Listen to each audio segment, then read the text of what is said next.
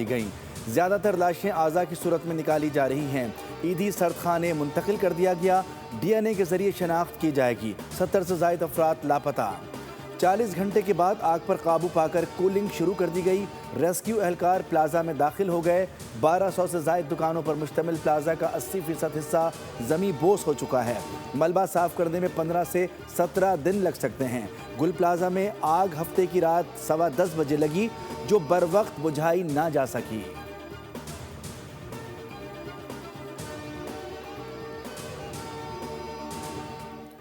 گل plaza میں آگ لگنے پر شدید دکھ ہے۔ میں لوگوں کے سامنے جواب دہ ہوں۔ جانی نقصان کا مطلب یہ ہے کہ کئی خاندان متاثر ہوئے ہیں۔ تمام متاثرین چلتے ہوئے کاروبار سے بے روزگار ہو گئے۔ وزیر اعلیٰ سندھ مراد علی شاہ کا جاں بحق افراد کے لواحقین کو 1 کروڑ روپے فی کس دینے کا اعلان۔ امدادی رقوم کی فراہمی کل سے شروع ہو جائے گی۔ پریس کانفرنس کے دوران وزیر اعلیٰ سندھ نے کہا کہ آتش زدگی کی حتمی وجوہات تاحال معلوم نہیں ہو سکیں۔ شبہ ہے کہ آگ شارٹ سرکٹ کے باعث لگی۔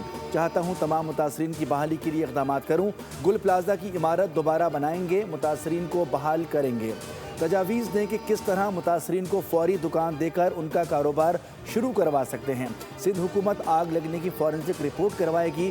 جس کی غلطی ہوگی اسے سزا ہوگی۔ سبسکرائب کریں اور بیل دبائیں تاکہ کوئی خبر رہ نہ جائے۔